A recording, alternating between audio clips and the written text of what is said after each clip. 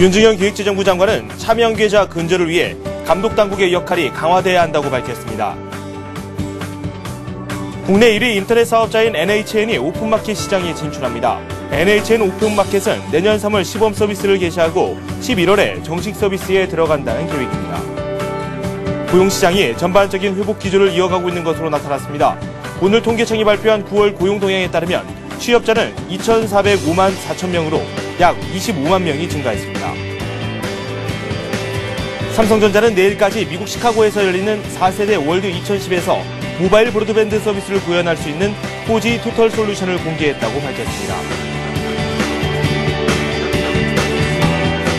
네, 2부 시작하도록 하겠습니다. 우리 증시가 중국의 기준금리 갑작스러운 인상이라는 이 악재를 딛고 다시 상승하는 모습입니다. 선봉에는 보험과 금융업종이 상당히 좋은 흐름을 보여주었고요. IT 업종 쪽에서도 일부 반등세가 나오기도 했습니다. 상대적으로 철강금속이라든지 기계 쪽으로는 차익 실현 매물이 많이 나오는 듯한 모습을 보여줬습니다. 수급도 약간 불안하게 전개가 됐는데요. 오늘 같은 경우는 외국인들이 현물 시장에서 매도를 했지만 선물 시장에서는 매수에 가담하는 움직임을 보여줬습니다. 개인과 기관이 현물 시장에서는 시장을 주도하는 움직임을 보여줬습니다. 구체적으로 살펴보도록 하겠습니다. 시황센터 연결합니다.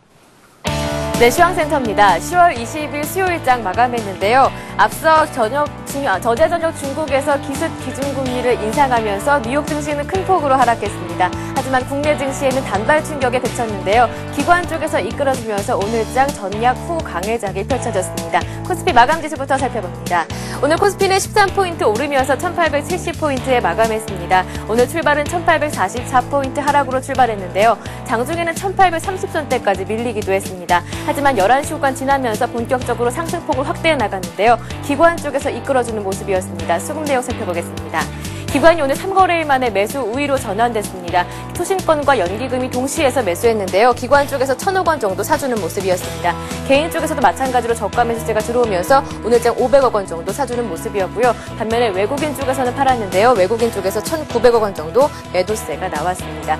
이어서 코스닥 살펴보겠습니다. 코스닥도 상승으로 마감했는데요. 오늘 5포인트 오르면서 520포인트에 마감했습니다. 오늘 출발은 511포인트 하락으로 출발했는데요. 9시 구간 지나면서 상승폭을 점차 늘려나갔습니다. 기관 쪽에서 이끌어주면서 장 마감 들어서 상승폭을 더욱 확대해 나가는 모습이었는데요. 드디어 520선 돌파하면서 5일선 지지했습니다. 수급 내용 살펴보겠습니다. 기관 쪽에서 190억 원 정도 매수 우위가 나타났습니다. 반면 개인과 외국인 쪽에서는 매도세가 나왔는데요. 개인이 130억 원, 외국인 쪽에서 60억 원 정도 소폭 매도 물량이 나왔습니다. 네, 이어서 외환시장 살펴보도록 하겠습니다. 오늘 원달러 환율은 3원 60전 내리면서 1126원 90전에 마감했습니다. 오늘 출발은 9원 급등하면서 1140원에 출발한 이후에 큰 폭으로 오르락 내리락 했는데요. 앞서 중국에서 기준금리 인상 조치를 발표하면서 국제 금융시장에서 위험자산 거래가 출렁였기 때문입니다. 하지만 수출업체들의 내고 물량도 나오고 있는 가운데 상승폭을 되돌리면서 오늘 원달러 환율은 1126원대에서 마무리되는 모습이었습니다. 이어서 유가증권 시장 시총 상위 종목들의 움직임도 체크해 보겠습니다. 대부분의 종목들이 상승했는데요. 삼성전자가 0.5% 내렸습니다. 반면에 실적 부진과 중국 금리 인상까지 겹치면서 포스코는 오늘까지 7거래일 연속으로 하락했습니다. 현대차와 현대모비스 어제장의 상승폭을 오늘까지 유지하는 모습이었고요. LG화학이 오늘 3.5% 올랐습니다. 저가 매수세와 3분기 실적이 양호하다는 분석이 호재가 됐습니다. 신한지주와 KB금융이 은행주 강세에 강보합에서 2%대로 올랐습니다. 한국전력이 내리는 반면 기아차는 1.6% 오늘까지 그 상승 탄력을 이어나가는 모습이었습니다. 네, 이어서 코스닥 살펴보겠습니다.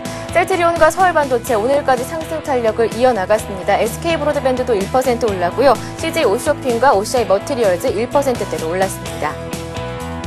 다음이 올랐습니다. 메가스터디도 오늘장에서 반등 성공하면서 2.8% 큰 폭으로 올랐고요. SK컴즈가 강보합에 마무리됐습니다. 네, 이어서 오늘 특징 테마주 살펴보도록 하겠습니다. 중국에서 기준금리를 인상하면서 금리 인상 기대감에 금융주들이 올랐습니다. 먼저 은행주 살펴보도록 하겠습니다. 신한지주와 KB금융이 올랐습니다. 우리금융도 2%대로 올랐고요. 기업은행도 2.7% 오르면서 은행주가 강세 보여줬습니다. 이어서 보험주 살펴보겠습니다. 현대해상이 5%, 동부화재 마찬가지로 5%대로 나란히 올랐고요. 메리츠화재가 4%대로 큰 폭으로 오르면서 금융주가 강세를 보였습니다. 반면에 철강주는 중국에서 기준금리를 인상했을 경우에 철강 유통가격이 하락할 것이라는 우려감에 장중에 낙폭을 크게 키웠는데요. 하지만 낙폭 많이 만회하면서 마감했습니다. 포스코가 0.9% 약보합에 마감했습니다. 나머지 종목들도 1%에서 2%대로 하락하면서 철강도 오늘장에서는 조금 약세를 보여줬습니다. 하지만 자동차 주들은 상승했습니다. 외국인 쪽에서 견인해주는 모습이었는데요. 종목들 살펴보겠습니다. 현대차와 기아차 오늘까지 상승 탄력을 이어나갔습니다. 현대모비스 마찬가지고요. 만도와 한라공조, 자동차 부품주까지 상승 탄력을 이어나가는 모습이었습니다.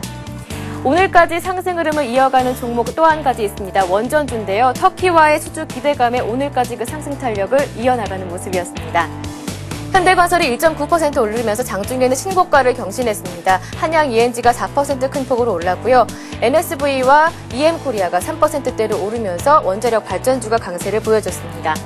네, 마지막으로 UHS케어도 살펴보도록 하겠습니다. 삼성전자에서 헬스케어 업체인 메디슨 인수를 추진한다는 소식에 관련주들이 일제히 올랐습니다. 인피니트 헬스케어가 14% 가격 제한폭 가까이 올랐고요. 나머지 종목들도 강보합에서 6%대로 오르면서 UHS케어주가 강세를 보여줬습니다. 네, 이렇게 시장 흐름 살펴봤습니다. 오늘장 기관이 이끌어주는 모습이었는데요. 기관은 전기전자 업종 집중적으로 매수했습니다. 지금까지 마감 시황이었습니다.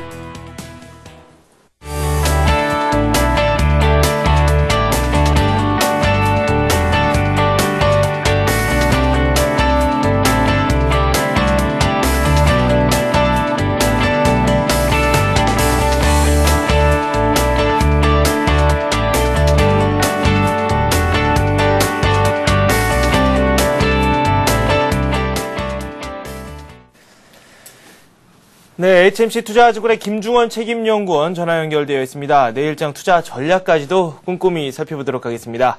안녕하세요. 네, 안녕하십니까. 네, 우리 시장 오늘 마지막에 좀 올랐네요. 코스닥도 520선을 다시 회복했고요. 상당히 좋은 흐름이 이어졌는데 오늘장 좀 복잡했습니다. 정리 좀 해주십시오. 네, 그렇습니다. 사실 전일 밤 중국 정부의 전격적인 금리 인상 소식으로 장 초반은 좀 주가가 약세를 보였습니다. 그래서 한때 코스피 지수도 1% 이상 빠지기도 하고 원달러 환율도 1130원까지 치솟기도 했는데 이보다는 중국의 금리 인상에 대한 긴축보다는 오히려 이보다 중국의 금리 인상이 오히려 위안화 점상 가능성을 부각시키고 더불어 이머징 통화 강세 가능성이 존재한다는 점이 긍정적으로 작용을 했고요. 국내 증시 원화 절상 기대에 따른 유동성 장세가 당분간 지속될 가능성이 높다는 점이 주목된 것으로 해석됩니다. 즉 중국 정부의 이번 금리 인상이 위안화 절상 압력에 대한 미국 측 의견을 일부 수용한 것으로 보일 수 있고, 그것은 이제 한율 간에 대한 국제 간의 갈등이 어느 정도 해소된 부분으로 해석할 수 있다는 점이 긍정적인데요. 더불어 이제 증시가 오전에 조정을 받는 가운데 국민연금의 대규모 자금 집행 얘기가 나오는 등 주가가 하락시마다 이렇게 저가 매수가 또 적극적으로 유입된다는 정도 금연 증시에 긍정적으로 반응한 것으로 보입니다. 네, 수급을 살펴보니까 말씀하신 대로 연기금 쪽의 움직임도 분명히 있었습니다. 하지만 외국인 쪽을 집중적으로 좀 살펴봐야 되지 않을까라는 생각이 듭니다. 일부에서도 이야기를 나눴던 내용이기도 합니다. 선물 쪽에서 외국인들 어제까지 좀 매도를 했었고 오늘 다시 선물 매수를 하는 움직임을 보여줬고요. 현물 시장에서 상대적으로 좀 부진한 흐름을 보이는 오늘 그런 하루를 많이 보여주기도 했었는데 거의 한 2천억 원 가까이 매도 물량이 나왔거든요. 시장 네, 상황 일단은 외국인들의 매수가 조금 더 기대가 된다. 그렇게 앞에서 전망을 좀 들어봤습니다. 어떻게 생각하십니까? 네, 그 부분에 관련해서 앞에도 저도 말씀드린 부분인데요.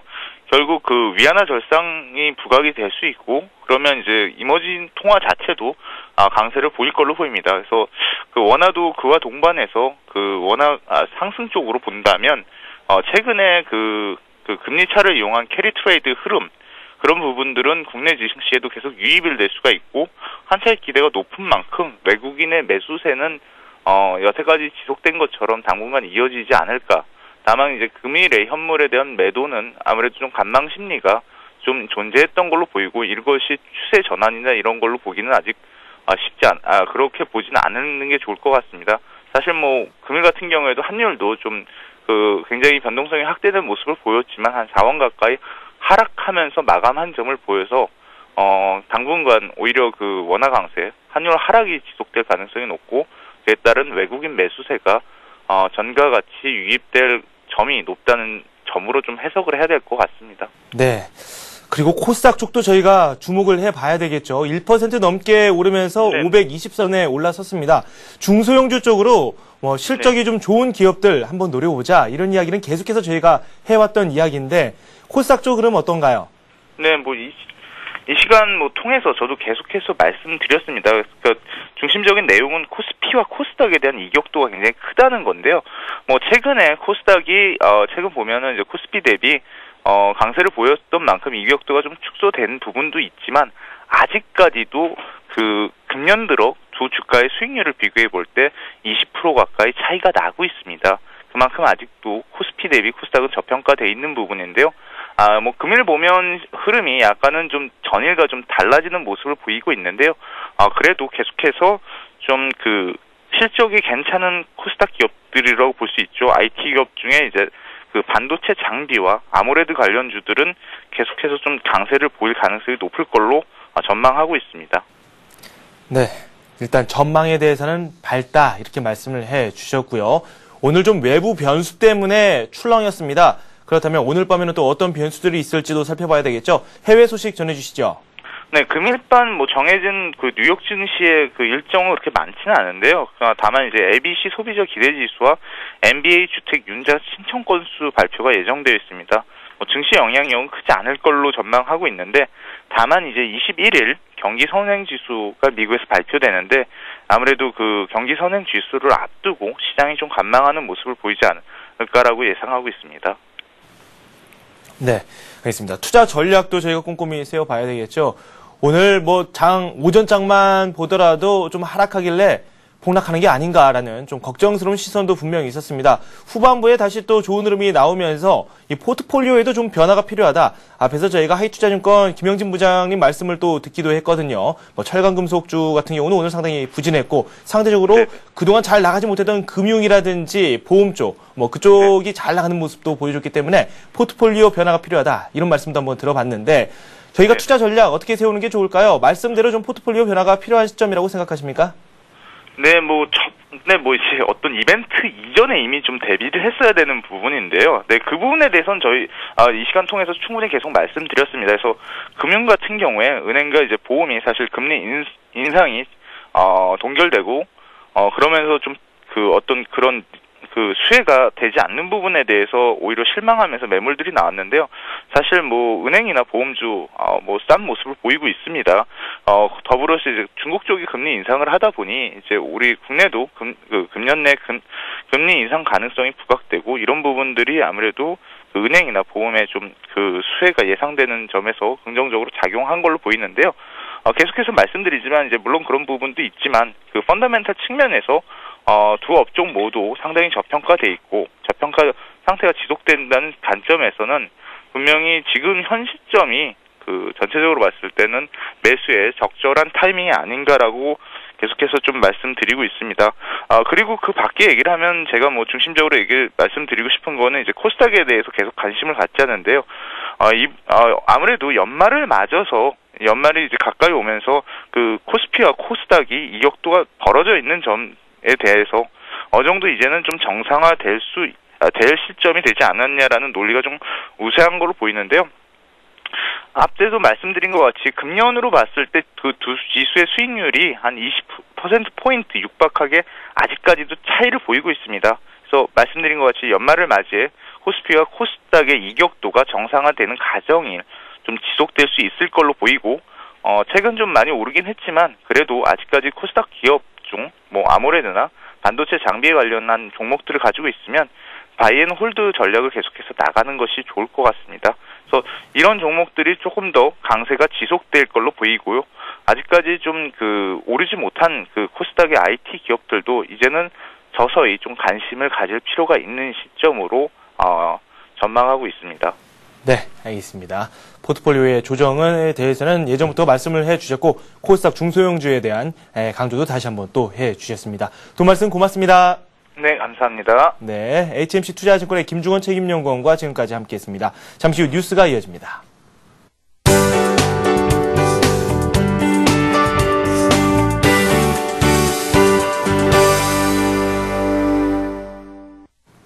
이 시각 주요 뉴스입니다.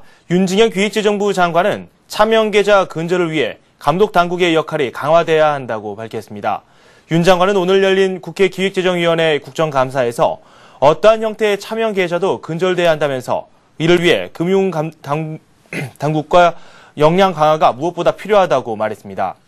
아울러 윤 장관은 최근 전세값과 월세값 급등 현상에 대해 기본적으로 수급에 문제가 있으며 그동안 중소형 주택 공급이 부족했던 것이 사실이라고 말했습니다. 정부는 보금자리 주택 공급과 전세자금 저리 지원, 선순환 재개발 등을 차질 없이 추진해 수급 문제를 해결하겠다는 입장입니다. 국내 1위 인터넷 사업자인 NHN이 오픈마켓 시장에 진출합니다. 옥션과 G마켓이 주도권을 유지하고 있는 가운데 이동통신 1위 업체인 SK텔레콤의 11번가에 이어 1위 인터넷 사업자인 NHN마저 가세하면서 오픈마켓 시장의 경쟁이 한층 뜨거워질 것으로 예상됩니다. NHN 오픈마켓은 내년 3월 시범 서비스를 개시하고 11월에 정식 서비스에 들어간다는 계획입니다. 또한 진출 1년 이내에 옥션 수준의 매출을 확보한다는 내부 목표를 세운 것으로 알려졌습니다. 고용시장이 전반적인 회복 기조를 이어가고 있는 것으로 나타났습니다. 오늘 통계청이 발표한 9월 고용 동향에 따르면 취업자는 2,405만 4천 명으로 약 25만 명이 증가했습니다. 취업자 증가폭이 지난 3월에 이어 6개월 만에 다시 20만 명대로 떨어지기는 했지만 계절적인 요인을 감안하면 고용 회복세가 꺾인 것은 아니라는 것이 통계청의 설명입니다. 기획재정부는 9월은 추석 때문에 일자리 변수가 있었고 비가 많이 내려 건설 일용직 자리도 많이 줄었다면서 고용 증가세가 꺾인 것은 아니며 이달 취업자 증가폭은 30만 명대로 복귀할 것이라고 밝혔습니다. 삼성전자는 내일까지 미국 시카고에서 열리는 차세대 통신 전문 전시회인 4세대 월드 2010에서 모바일 브로드밴드 서비스를 구현할 수 있는 4G 토털 솔루션을 공개했다고 밝혔습니다. 삼성전자는 이번 전시회에서 최대 330Mbps의 다운로드 속도를 지원하는 YMAX2 시스템도 최초로 시연했습니다. 아울러 지난달 시작한 미국 최초의 롱텀 에볼루션 상용 서비스에 상용된 시스템과 단말기를 전시하는 한편 이를 이용한 고용량 무선 인터넷 서비스도 시연했다고 삼성전자는 밝혔습니다.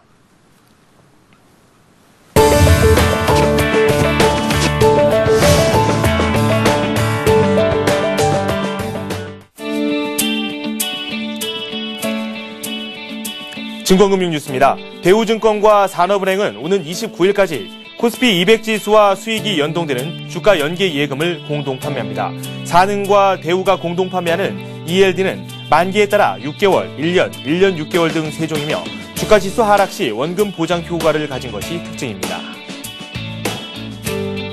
KTB투자증권은 서울 강남구 삼성동 포스코 사거리 골든타워에 강남센터를 새로 열고 영업에 들어갔습니다. KTB투자증권은 신규 지점 개설을 기념해 신규 계좌를 개설한 고객에게 이달라 타이카 커피잔 세트 등을 제공하는 다양한 사은 행사를 벌입니다. LIG 손해보험은 멀티플러스 연금보험을 새로 출시했다고 밝혔습니다. 연금 지급 개시 후 발생한 질병이나 사고는 보험금을 지급하지 않는 기존 연금 상품과는 달리 이 상품은 보험 가입 금액의 1%를 매월 지급하는 것이 특징입니다. 동부증권은 오늘 총 662억 원 규모의 주식 워런트 증권 19종을 상장합니다. 이번에 상장한 동부의 ELW는 코스피 200지수, 포스코, 한국전력, KB금융, LG전자, 삼성전기를 기초 자산으로 하는 일반 ELW 14종목과 풋 5종목입니다. 일반 투자자 매매는 오늘부터 가능합니다. 네, 우리 증시가 장 초반 부진을 딛고 상승 반전에 성공했습니다. 하지만 아시아 지역 증시는 혼조세로 장이 좀 약간 어둡게 진행이 되고 있었습니다. 먼저 일본부터 살펴보도록 하겠습니다. 일본 증시의 낙폭이 깊게 나왔습니다. 1.6% 정도 내리면서 9,381에 마감이 됐습니다. 일본 증시에서는 중국발 금리 인상 효과와 그리고 엔화 강세로 2% 넘게 오전장 중에 하락을 했는데 후반부에 그래도 어느 정도 만회를 하는 움직임을 보여줬습니다. 중국도 살펴보도록 하겠습니다. 중국 증시의 낙폭은 좀 제한적으로 나오고 있습니다. 달러화 강세로 주요 상품 가격이 떨어지면서 이 관련주들이 하락을 했는데요. 내일 발표되는 9월 소비자 물가 상승률이 크게 높아졌을 것이란 기대도 주가 상승에는 장애가 되고 있습니다. 0.1% 내리면서 2,996선에 현재 장이 진행 중에 있습니다. 오늘 저희가 준비한 소식은 여기까지입니다. 시청해주신 여러분 고맙습니다.